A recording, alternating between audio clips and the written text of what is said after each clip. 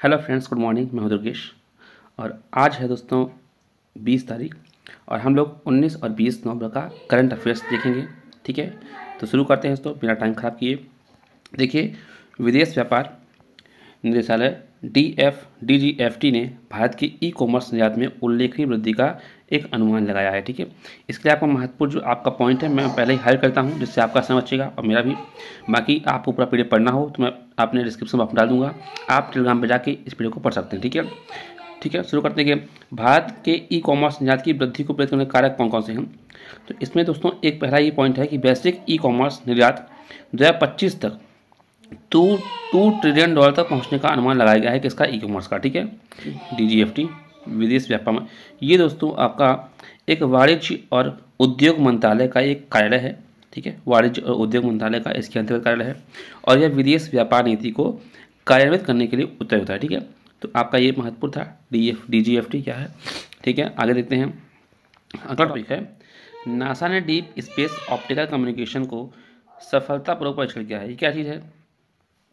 ये दोस्तों एक प्रणाली है जिसमें एक फ्लाइट लेजर ट्रांसीवर और एक ग्राउंड लेजर ट्रांसमीटर और एक ग्राउंड लेजर रिसीवर लगा होता है। ठीक है, इसमें क्या है, यह नासा का पृथ्वी चंद्रमा प्रणाली अर्थ मून सिस्टम के बाहर ऑप्टिकल संचार का पहला सफलतापूर्वक प्रदर्शन है।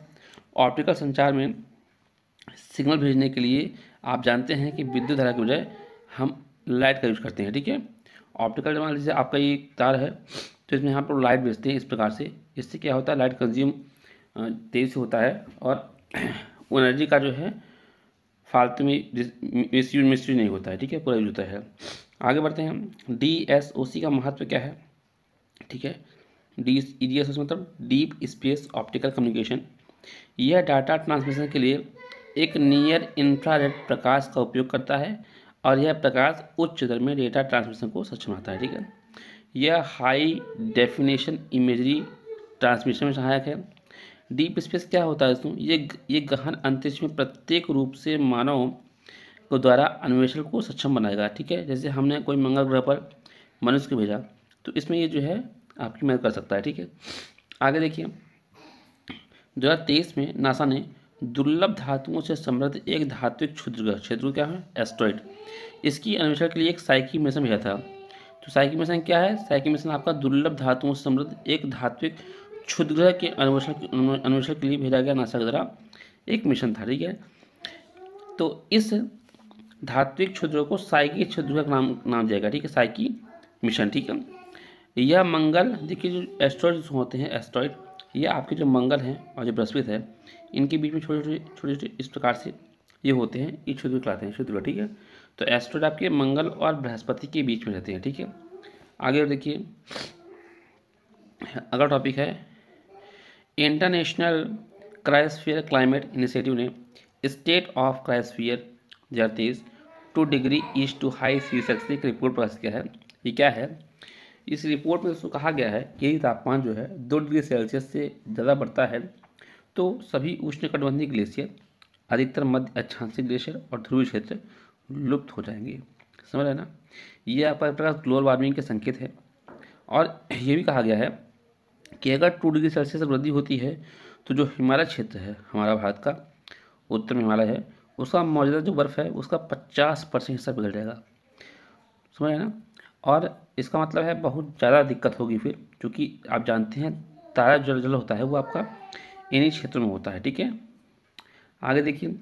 पृथ्वी पर जमे हुए जल के सभी क्षेत्रों को हम क्रायोस्फीयर कहते हैं। ठीक है, जैसे मान लीजिए आपका आइस कैप होता है, ग्लेशियर होता है, परमाफ्रॉस्ट होता है, समुद्र बर्फ होता है, ये सब आपके क्रायोस्फीयर कहलाते हैं। ठीक है, आगे देखिए, आगे बढ़ते हैं। उच्च एल्बिडो। एल्बिडो क्या होता है? आप एल्बिडो क्या होता है? जैसे मान लीजिए जो सूर्य है, सूर्य के प्रकाश से नीचे आता है, पृथ्वी पर पड़ता है, तो पृथ्वी जहाँ चिकनी होगी या जहाँ बर्फ़ होगा तो वहाँ से क्या होगा, सिर्फ वापस कर देगा। ठीक है, तो ये आना और ये जाना ये तेज़ करता है, ये आपका होता है एल्बिडो। तो एल्बिडो क्रायोस्फीयर जो पृथ्वी के तापमान को नियंत्रित करते हैं। जैसे मान लीजिए बहुत गर्मी है लेकिन कुछ मात्रा ऊपर पहुँचा दिया तो यहाँ क्या है, तापमान अनुकूल होता है हम लोगों का, तभी हम लोगों का जीवन यहाँ संभव है। ठीक है, तो उच्च एल्बिडो क्रायोस्फीयर पृथ्वी के तापमान को नियंत्रित करने में मदद करते हैं। ठीक है, आगे देखिए, परमाफ्रॉस्ट। परमाफ्रॉस्ट क्या था आपका, ये आपका बर्फ़ के टुकड़े होते हैं लेकिन ये ज़मीन के नीचे होते हैं, ठीक है।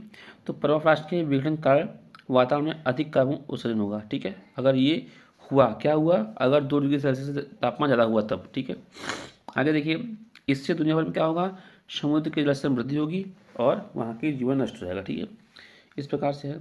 आगे बढ़ते हैं। प्रधानमंत्री आवास योजना, ये ग्रामीण विकास मंत्रालय के अधीन एक योजना थी, 2016 में शुरू की गई थी, आप ध्यान दीजिएगा, ठीक है। और इसकी योजना का क्या उद्देश्य था, इसका उद्देश्य था 2022 तक लगभग 3 करोड़, मान लीजिए 3 करोड़ पक्के मकानों का निर्माण करना था, ठीक है। और उद्देश्य में क्या था इसका, 2024 तक जो आवासहीन परिवार हैं उनको जो है पक्का घर उपलब्ध कराना, ठीक है। इसमें वित्तीय सहायता कैसे दी जाती है, तो मैदानी क्षेत्रों के लिए 1.20 लाख है, और पहाड़ी पूर्वोत्तर जो दुर्गम क्षेत्र हैं उनके लिए 1.30 लाख है, ठीक है। इस प्रकार से है। और इसमें राज्य सरकार और केंद्र सरकार के बीच क्या क्या क्या जो है लागत आती है, तो केंद्र और राज्य के बीच 60-40 का अनुपात होता है। बाकी पहाड़ी और दुर्गम क्षेत्रों में 90 का होता है, और जो यूनियन टेरिटरी होती हैं उसमें 100% सरकार के द्वारा कार्य होता है, ठीक है। तो ये हो गया। आगे बढ़ते हैं। आगे देखिए, चीन के वैज्ञानिकों ने स्टेम सेल के प्रयोग से विश्व में पहली बार काइमेरिक बंदर के जीवित जन्म से पता किया। देखिए बहुत महत्वपूर्ण, तो जो चीज़ पहली बार हो उसको आप ध्यान दिया करिए, ठीक है। काइमेरिक बंदर के जीवित जन्म के लिए चीनी शोधकर्ताओं ने 1 सप्ताह पुरानी भ्रूण, मतलब 1 सप्ताह पुराना जो भ्रूण था उससे भ्रूणी स्टेम कोशिकाओं को जो है अलग किया, और इसके बाद जो है इंजेक्ट किया, ठीक है। इंजेक्ट करने में क्या करते हैं कि उस भ्रूण को जो सरोगेट मादा मदर होती हैं उनके अंतर्गत डाल देते हैं, और उसके बाद इन मादा बंदरों ने ही काइमेरिक बंदर को जन्म दिया, ठीक है। तो प्रोसेस पूरा नॉर्मल होता है, बस शुरुआत का जो एक्शन होता है वही चीज़ मेन होती है, ठीक है। भ्रूणी स्टेम कोशिका का एक प्रकार है, और भ्रूणी स्टेम कोशिका में शरीर के किसी भी अन्य कोशिका के रूप में विकसित होने की क्षमता होती है। मतलब इसमें आपका किसी भी एक पार्ट को विकसित करने की एक मतलब क्षमता होती है। जैसे मान लीजिए किसी का हाथ नहीं है तो हाथ को एक ऊतक के रूप में विकसित किया जा सकता है, ठीक है। इस प्रकार की सेल होती है, ठीक है। तो बहुत महत्वपूर्ण उपलब्धि है, ठीक है। अंगों की बढ़ती मांग को पूरा कर सकती है ये, और यह पशु के हृदय वाल्व के मानव में प्रत्यारोपण की संभावना को बढ़ाती है, ठीक है। पशुओं की हो रहा है। और तो ये आप देख रहे हैं मेन पॉइंट, प्रत्यारोपण के लिए अंगों की बढ़ती मांग को पूरा कर सकती है, ठीक है। चिंताएं क्या है इसकी, इस तकनीक में नैतिकता संबंधी मुद्दे शामिल हैं, आप जानते होंगे एथिक्स, ठीक है। और इस तकनीकी से जन्म बच्चों के जीवित रहने की दर बहुत कम होती है। तो इसका एक अभी प्रोसेस है, तो शुरुआत हो रहा है, अभी टाइम लगेगा। आगे देखिए, अगर पंजाब और हरियाणा उच्च न्यायालय ने हरियाणा राज्य स्थानीय उम्मीदवारों को रोजगार अधिनियम 2020 को रद्द कर दिया। ये क्या था, देखिए ये जो दोस्तों ये नियम जो था ये है कि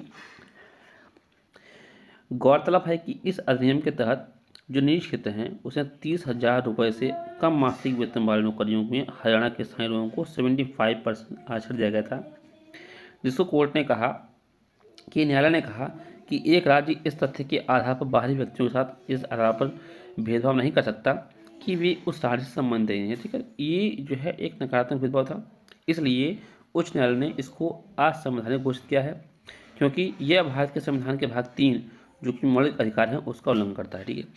अच्छा, इसके पक्ष में तर्क क्या थे, विपक्ष में क्या तर्क थे, बहुत महत्वपूर्ण है, आप देख लीजिए क्योंकि इसको कुछ नॉलेज मिलेगी आपको। देखिए पक्ष में तर्क ये थे कि जैसे आपको डोमिसाइल के आधार पर रोजगार संविधान के अनुच्छेद 15(1) का उल्लंघन नहीं करता है, ठीक है, किसके अधिवास के आधार पर, ठीक है। आपने देखा होगा 15 में कुछ 3-4 फैक्ट्स हैं, उनके आधार पर आप जो है करते हैं कार्य, तो उसमें आपका निवास भी एक फैक्ट है, ठीक है, क्योंकि निवास स्थान और जन्म स्थान 2 अलग अलग अवधारणाएं हैं, ठीक है।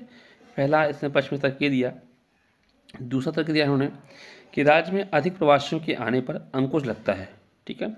अधिक प्रवासियों के आने से क्या होता है, कम वेतन वाली नौकरियों की प्राप्ति में प्रतिस्पर्धा बढ़ जाती है, भाई दूसरे लोग आएंगे तो बढ़ जाएगा, जो हाल ही में आप देखे होंगे मुंबई में जो समस्याएं हुई थी। तीसरा देखिए क्या था कि इनका कि स्थानीय कर्मचारी अपनी आय स्थानीय स्तर पर खर्च करते हैं, वे इसे राज्य से बाहर नहीं भेजते, इससे क्या होता है स्थानीय आर्थिक गतिविधियों को बढ़ा मिलता है, ठीक है। उनका कुल मिला के तर्क ये है कि यहीं के लोगों को ज़्यादा स्वायत्ता और ज़्यादा रोजगार दिया जाए, बाहरी लोगों को कम दिया जाए, ठीक है। विपक्ष में थे कि देखिए यह संविधान के अनुच्छेद 14, 15, 16 जो अवसर की क्षमता है उसका अधिकार और अनुच्छेद 19(1) का जी का उल्लंघन करता है। 19(1) जी क्या है? ये आपका प्रत्येक नागरिकों को कोई पेशा अपनाने या कोई व्यापार करने के लिए अधिकार प्रदान करता है। ठीक है। दूसरा तर्क क्या है विपक्ष में स्थानीय स्तर पर कुशल कार्यबल कमी कारण व्यावसायिक गतिविधियों का किसी अन्य जगह संचालन करना पड़ सकता है। मतलब भाई अगर वहाँ के लोगों के अंदर स्किल नहीं है और कार्य करेंगे तो इससे क्या होगा, समस्या होंगी। अन्य राज्यों में भी भूमिपुत्र मानसिकता, ठीक है, भूमिपुत्र मानसिकता टर्म है। इस मानसिकता के असर क्या होता है कि एक सीमित भौगोलिक क्षेत्र के समस्त संसाधनों पर सिर्फ और सिर्फ उन लोगों का अधिकार होना चाहिए जिनका जन्म उस क्षेत्र में हुआ है। तो ये भी चीज़ें हैं। ठीक है। तो भूमि मान्यता को थोड़ा मिलता है। ठीक है। कुल के अनन्य आर्थिक क्षेत्र EEZ क्या है? देखिए अंतर्राष्ट्रीय जल क्षेत्र में चीनी युद्धपोत द्वारा लापरवाही और गैर पेशेवर आचरण करने की शिकायत की है किसने? ऑस्ट्रेलिया ने। ठीक है। ऑस्ट्रेलिया ने जापान की EEZ के पास चीनी के जो है कुछ युद्धपोत आ गए थे तो उसी को लेकर शिकायत की है। तो EEZ क्या है? EEZ आपका यह महासागर का एक जल क्षेत्र होता है जो किसी देश के प्रादेशिक समुद्र क्षेत्र से परे होता है किंतु उससे सटा हुआ होता है। ठीक है।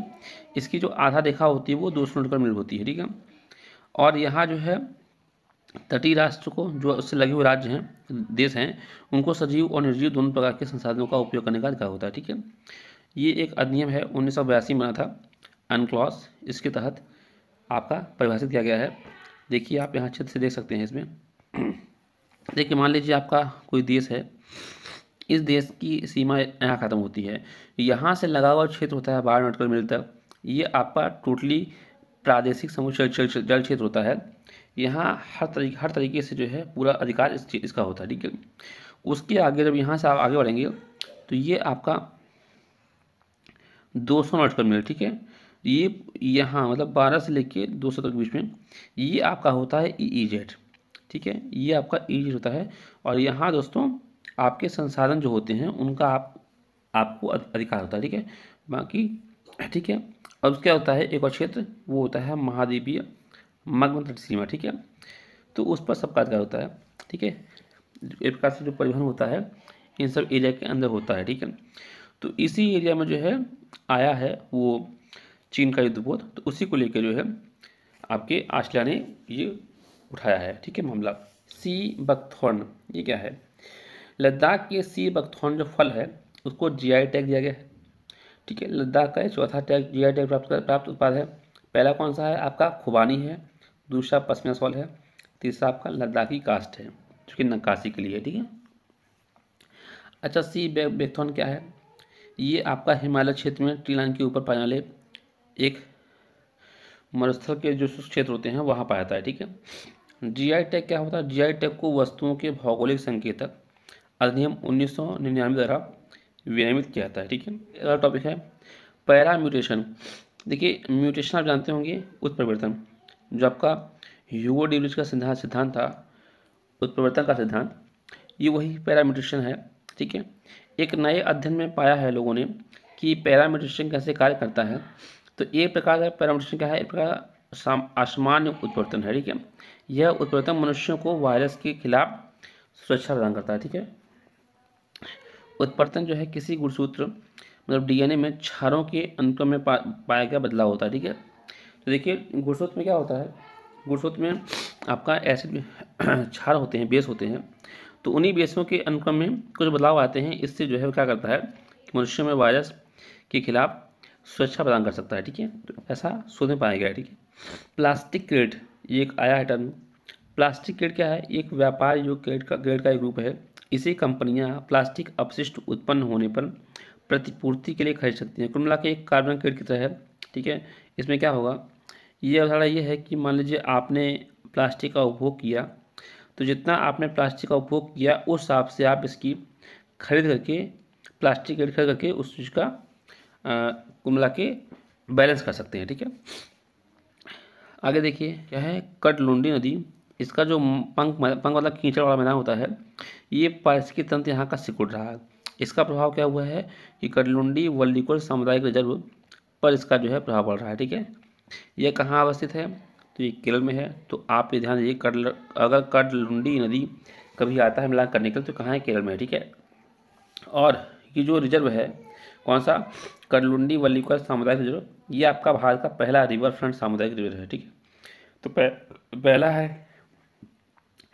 पहला है तो भारत का पहला रिवर फ्रंट सामुदायिक रिजर्व कौन सा है आपका, कडलुंडी वल्लीकर सामुदायिक रिजर्व, ठीक है। इस रिजर्व के बारे में थोड़ा जानिए कि सामुदायिक जो रिजर्व है एक प्रकार का संरक्षित क्षेत्र होता है, और इस संरक्षित क्षेत्र को पहली बार वन्य जीव संरक्षण संशोधन अधिनियम 2002 के जरिए प्रस्तुत किया गया था, ठीक है। तो कुल मिला के ये जो है बफर जोन के या गलिया ग्रुप में कार्य करता है, ठीक है। ग्लाइफोसेट ये है, यूरोपीय संघ ने अगले 10 सालों के लिए ग्लाइफोसेट के उपयोग की मंजूरी दी है। तो ग्लाइफोसेट क्या है, यह फास्फोनिक एसिड और गंधहीन सल्फेट पाउडर है। यह मुख्य रूप से एक खरपतवार नाशी है।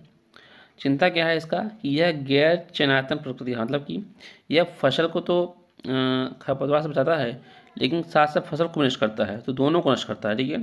तो ये मानव और पशु स्वास्थ्य दोनों के लिए नुकसानदायक है, ठीक है।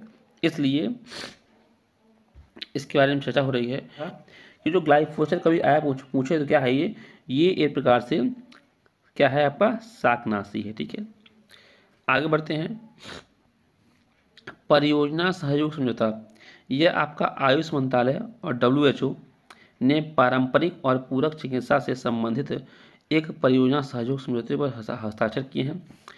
पारंपरिक और पूरक चिकित्सा प्रणालियों का मानकीकरण करना इसका उद्देश्य है, ठीक है। उनके गुणवत्ता और सुरक्षा संबंधी पहलुओं को राष्ट्रीय स्वास्थ्य प्रणाली में एकीकृत करना है। WHO ने इसी वर्ष कब 2023 में ही जो आपका G20 सम्मेलन हुआ है भारत में, इस सम्मेलन में इसकी जो है चर्चा की थी, ठीक है। तो पहला जो पारंपरिक चिकित्सा वैश्विक चिकित्सा सम्मेलन था ये आपका G20 में ही हुआ है। एक प्रकार से आपका मैप है ये। डोमिनिका, राजधानी क्या है, रोसेऊ। तो डोमिनिका देखिए आप पहले यहाँ देखिए, ये आपका है नॉर्थ अमेरिका महाद्वीप, और ये आपका साउथ अमेरिका, ठीक है। इन दोनों के बीच में ये जो पूरा एरिया है इसको बोलते हैं कैरेबियन सी। क्या बोलते हैं, कैरेबियन सी। कैरेबियन सी में ही आपका आप सुनते होंगे वेस्ट इंडीज जो देश है, तो काफ़ी सारे द्वीपीय देशों का एक समूह है वेस्ट इंडीज। तो इसी के अंतर्गत एक देश है डोमिनिका, जिसकी राजधानी क्या है, रोसेऊ, ठीक है। तो यहाँ क्या है, दुनिया का पहला स्पर्म व्हेल रिजर्व यहाँ बनाने की घोषणा की गई है। यह पूर्वी कैरेबियन सागर में लेजर एंटिलिस का एक द्वीपीय देश है। लेजर एंटिलिस क्या है, लेजर एंटिलिस एक प्रकार से कैरेबियन सागर में छोटे छोटे द्वीप हैं उनका एक समूह है, ठीक है। और इस द्वीप का जो निर्माण हुआ है किसका, इन सब द्वीपों का अधिकतर ज्वालामुखी उद्गार से हुआ है, ठीक है।